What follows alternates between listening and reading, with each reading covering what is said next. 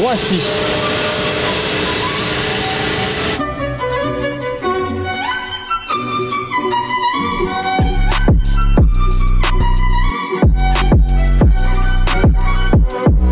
Synonyme de rêve et d'évasion. Pour beaucoup, ce mot est votre de l'eau. Si on dit que c'est un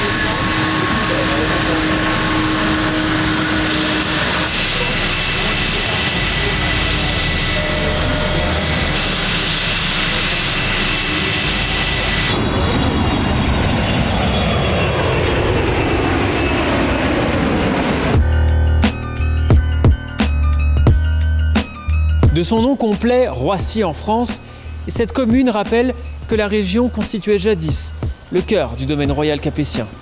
Il n'était pas beaucoup plus grand que l'ensemble actuel des parkings Ikea et c'était la honte à côté des autres royaumes. Heureusement, grâce aux nombreuses guerres et mariages arrangés, le royaume fut agrandi et structuré. Pour asseoir leur autorité, les rois firent construire des châteaux, dont un à Roissy, dont il ne reste qu'une ruine et qui salit un petit peu mon manteau. S'il est difficile d'en imaginer les contours aujourd'hui, grâce au ravissement des ordinateurs, sa splendeur est à portée de vue.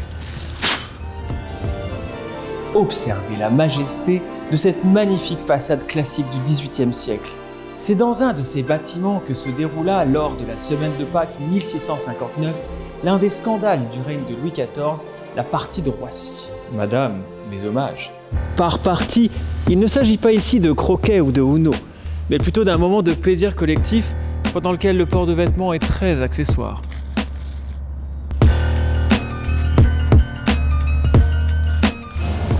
Les parties fines entre copains-copines n'étaient pas interdites par la loi, mais celle-ci eut le mauvais goût de se dérouler pendant la semaine du carême. Une période destinée à la frugalité selon le christianisme, une religion alors très en vogue. Le responsable, Roger de Bussy-Rabutin, lieutenant général des armées de Louis XIV et amateur de toutes les sensualités. Toutes. Non content de biffer la sobriété christique en battant le fer à plusieurs, Roger rédigea aussi l'histoire amoureuse des Gaules, un outrecuidant pamphlet étalant les frasques des nobles de France. Initialement destiné à la lecture de quelques initiés seulement, il fut diffusé à Versailles et causa un autre scandale. C'est la disgrâce.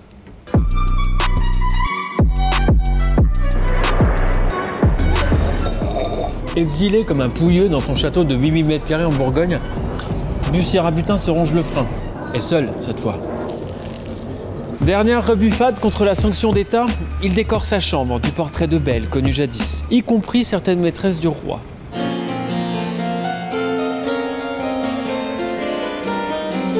Si les temps ont bien changé, aujourd'hui encore, les habitants de Roissy font vivre l'esprit de contestation. Pas forcément dans des clubs libertins, parce que ceux d'aujourd'hui sont équipés de carrelage beige et de banquettes en sky qui collent, mais en défendant leurs droits face à l'impérialisme. Refus d'extension du terminal 4, rejet du barreau des Gonesse, ou victoire contre le projet d'immense centre commercial Europa City. Ici, la résistance est de mise. Et voici notre question répondue.